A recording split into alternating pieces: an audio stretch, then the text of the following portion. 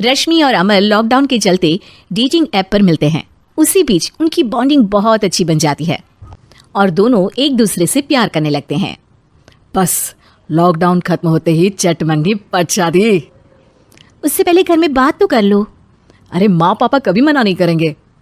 अमर की बात सुन रश्मि खुश हो जाती है। ऐसे ही दिन बीतते हैं और देखते ही देखते लॉकडाउन खुल जाता है, जिसके अगले ही दिन अमर अपने परिवार के साथ रिश्ता लेकर रश्मि के घर पहुंच जाता है। अभी लॉकडाउन खुला ही है और कोरोना तो खत्म भी नहीं हुआ, इसलिए ज्यादा कुछ ना करके अगले कुछ दिनों में छोटे फंक्शन के साथ शादी कर लेते हैं। अमर के पापा की बात पर सब सहमत हो जाते हैं। कुछ दिन बाद दोनों की शादी हो जाती है और रश्मि अपने ससुराल पहुंच जाती है। बेटा, शादी तो तूने अपनी मर्जी से कर ली, लेकिन बहू को बोल देना इस घर में हुक्म मेरा ही चलेगा, इसलिए अपना राज जमाने की कोशिश भी ना करें।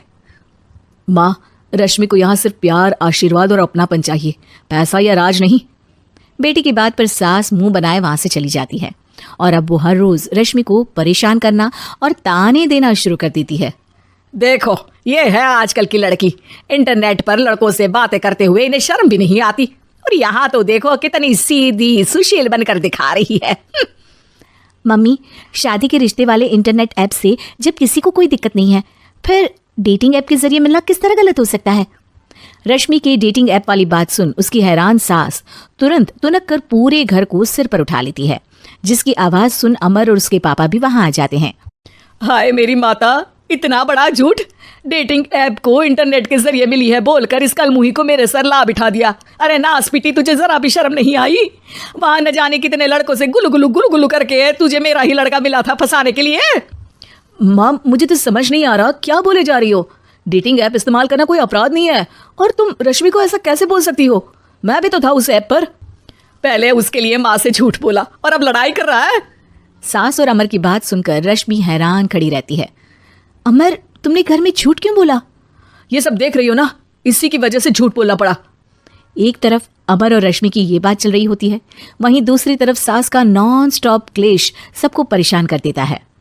सब एकदम चुप, जो हुआ सो हुआ, अब मुझे कुछ ना सुनाई दे।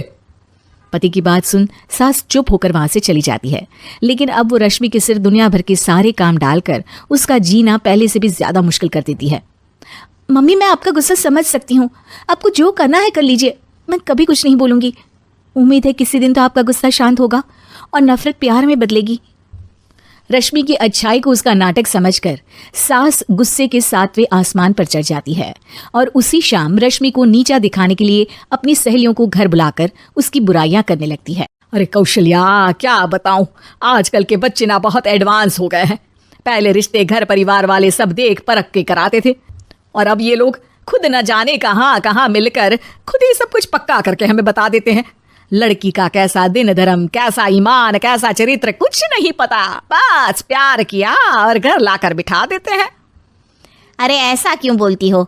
आजकल बच्चे अपने आप में बहुत समझदार हो गए हैं, और फिर पूरी जिंदगी तो उन दोनों को ही साथ निभानी है। अपनी पसंद से शादी कर भी ले तो क्या दिक्कत? तू ही देख ले, पहले इतना अच्छा बेटा और अब सोने पर सुहागे जैसी सर्वगुण संपन्न बहू। और पता है, अभी कुछ दिन पहले मेरी बेटी ने मुझे डेटिंग ऐप के बारे में बताया, जहाँ लड़का लड़की अपनी पसंद से अपने आप एक दूसरे को चुन लेते हैं, और फिर अगर सब सही रहता है तो बात आगे भी बढ़ जाती है। अरे इसमें इतना खुश होकर क्या बता रही हो? ये तो गलत है। न जाने कौन क्या है, कितना झूठ कितना सच है। अरे पर सोचो, जब तुम किसी के बताए रिश्ते को देखने जाते हो तो क्या एक ही बार देखने से सच झूठ का पता लगा सकती हो? जरूरी नहीं कि बच्चों का लिया फैसला हमेशा गलत हो।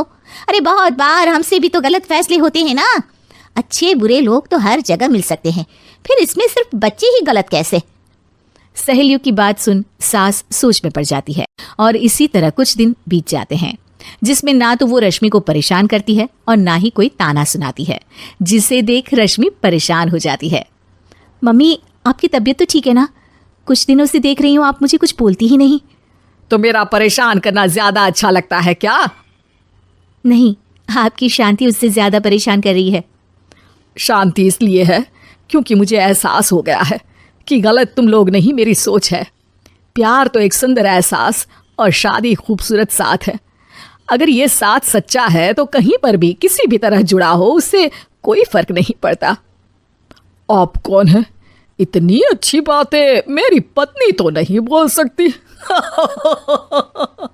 क्या आप भी।